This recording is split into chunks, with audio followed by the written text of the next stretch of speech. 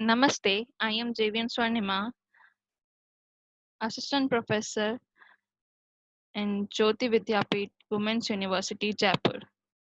Today we will discuss about a topic from theory of structure, which is example of strain energy method due to movement.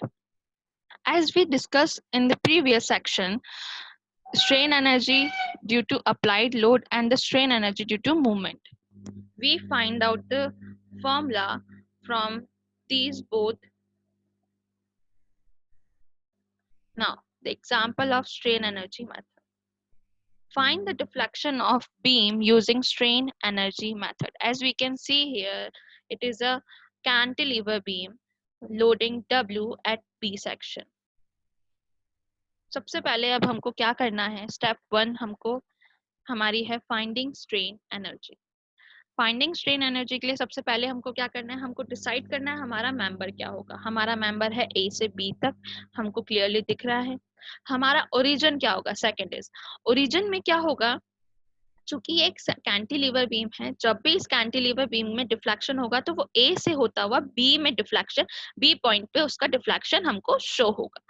तो हमारा origin हम लोग क्या करते हैं, जब भी हम लोग बैंडिंग मोमेंट हम लोग कैलकुलेट करते हैं तो हम लोगों को क्या करना होता है, हम कैंटिलीवर के लिए फ्रॉम द राइट साइड एक सेक्शन मानते हैं, एक्स सेक्शन, जिसके बेसिस पे हम लोग मोमेंट कैलकुलेट करते हैं. तो हमको यहाँ पर भी क्या करना है, क्योंकि ये एग्जांपल किसका है, strain energy due to movement, उसके लिए हमको क्या करना है, m फाइंड आउट करना है. तो m क्या है, बेंडिंग मोमेंट. तो हमको वो फाइंड आउट करने के लिए हमने एक सेक्शन माना फ्रॉम द b पॉइंट, कि एक कोई सेक्शन है x सेक्शन फ्रॉम b, वो कहीं पर भी लाई कर सकता है a से b के बीच में, कहीं पर भी लाई कर सकता है. ठीक है, तो ओरिजिन पॉइंट क्या हो गया उस सेक्शन का, b. लिमिट्स हमारी क्या होगी, obviously 0 to l.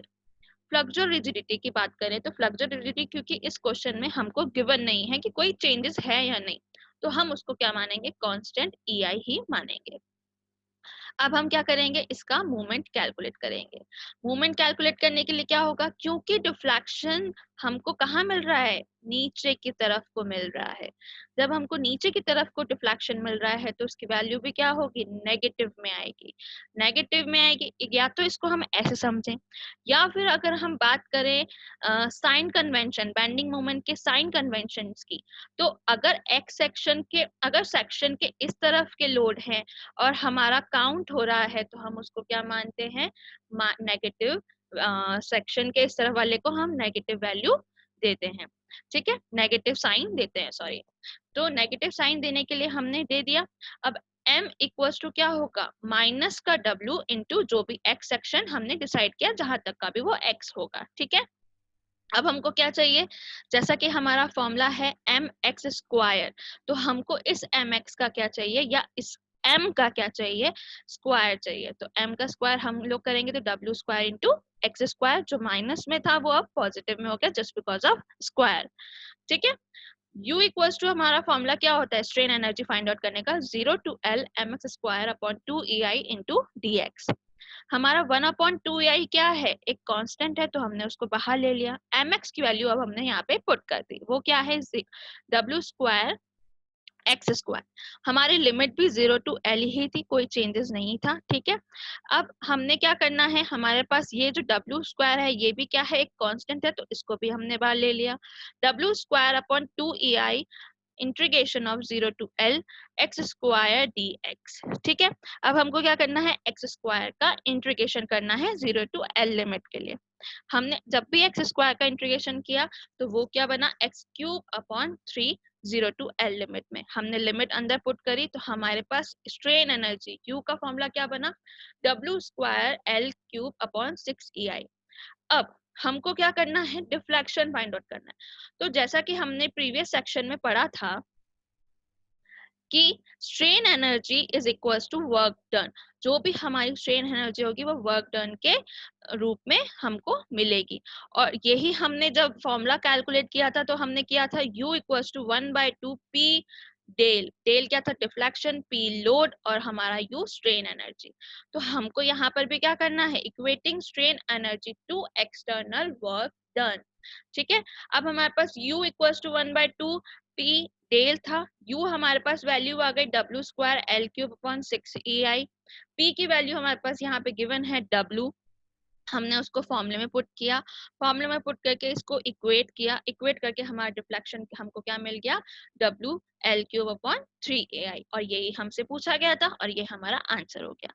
I hope बहुत ही अच्छे से समझ में आया होगा। ये बहुत ही सिंपल मेथड है, बहुत ही इजी वे में आप इसको निकाल सकते हैं डिफ्लेक्शन को कैंटिलीवर बीम के लिए। अब हमारा नेक्स्ट मेथड, नेक्स्ट एग्जांपल है find deflection of simply supported beam using strain energy method. अब हमको किससे निकालना है, सिंपली सपोर्टेड बीम में निकालना है स्ट्रेन एनर्जी मेथड से डिफ्लेक्शन। ठीक है, यहाँ पे आपको जैसा कि दिख रहा है कि जो हमारा सिंपली सपोर्टेड बीम है वो सेंट्रल लोडेड है, डब्ल्यू लोड है जो सेंटर पे लगा हुआ है। तो एसी सेक्शन हमने एक सेंटर लोडिंग वाले सेक्शन को हमने सी माना, और एसी सेक्शन तक की लिमिट जो लेंथ होगी वो L/2 और सीबी की भी L/2, क्योंकि एक सेंट्रल लोडिंग है। ठीक है, सबसे पहले हम लोग क्या करते हैं, आर ए और आरबी कैलकुलेट करते हैं। उसके लिए हम क्या करते हैं कि upward forces equals to downward forces, वो हमने किया, इक्वेशन नंबर 1 बना दी। अब क्या करेंगे, मूवमेंट कैलकुलेट करेंगे किसी एक पर्टिकुलर पॉइंट पे। तो एम बी पे हमने कैलकुलेट किया, तो R A into L minus W into L/2, इससे मेरा आर ए निकल गया W/2, इसको मैंने इक्वेशन 1 में रख दिया तो मेरा आर बी भी निकल गया W/2। अब हमारा फर्स्ट स्टेप क्या थी, finding strain energy, strain energy को फाइंड आउट करना है। तो हम क्या करेंगे, सिंपली सपोर्टेड बीम में हमारे पास ऑप्शन होता है कि हम ए से स्टार्ट करना चाहते हैं या हम बी से स्टार्ट करते हैं, हम किसी भी पॉइंट से स्टार्ट कर सकते हैं। तो मैंने अपना मैं हमेशा लेफ्ट साइड से स्टार्ट करती हूँ अपनी सिंपली सपोर्टेड बीम को, तो मैं वही एग्जाम्पल यूज कर रही हूँ। तो मैं, जैसा कि मैंने कहा, मैं लेफ्ट हैंड साइड से स्टार्ट करती हूँ। तो ए से लेके सी सेक्शन के बीच में मैं एक एक्स सेक्शन मानूंगी जिसका ओरिजिन क्या होगा, ए होगा। ठीक है, अब यहाँ पे मेंबर क्या है मेरा, ए सी। ठीक है, मेंबर है मेरा ए सी, ओरिजिन है मेरा ए, लिमिट है मेरी 0 से L/2, और फ्लक्स रिजिडिटी एज यूजुअल यहाँ पे भी नहीं गिवन है, तो वो हमारी ई आई कॉन्स्टेंट ही होगी। अब यहाँ पे मेरा एम क्या होगा, एम होगा मेरा आर ए इंटू एक्स उस सेक्शन पर। Sorry for the disturbance guys.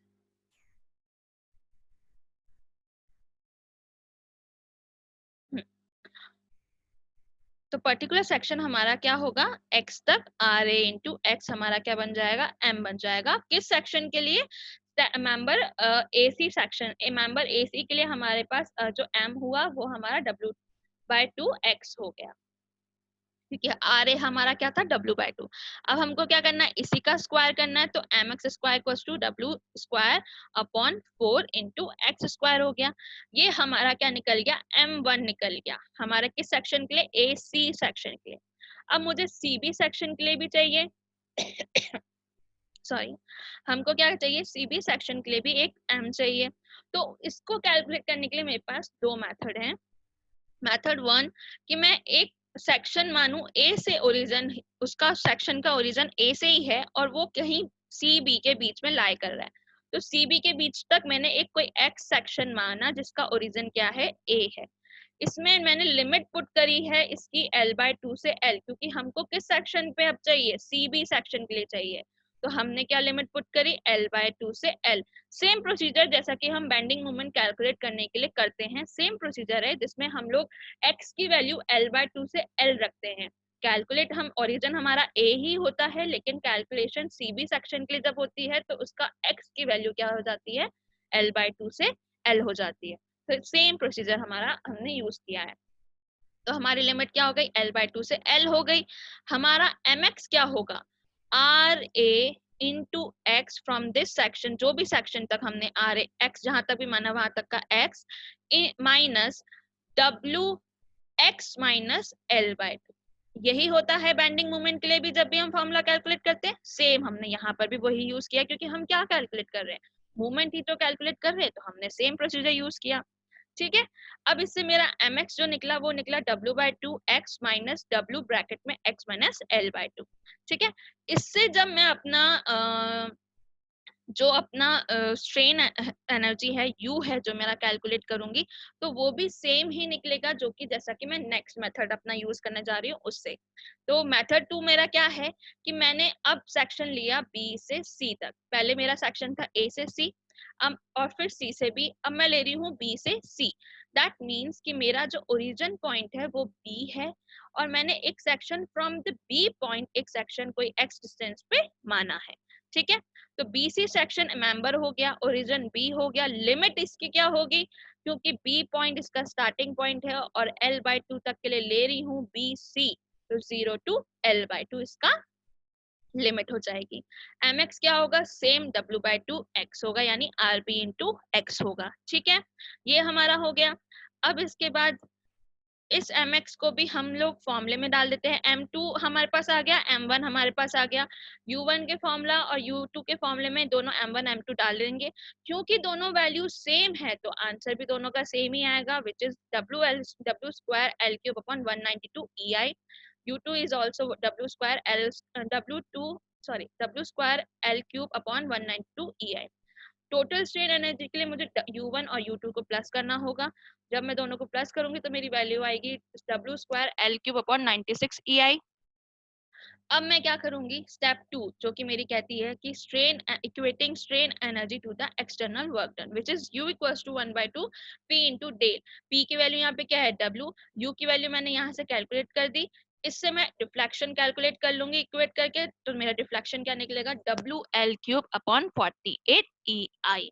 I hope आपको ये दोनों बीम्स के जो मैंने एग्जांपल लिए ये समझ में आए होंगे। Thank you.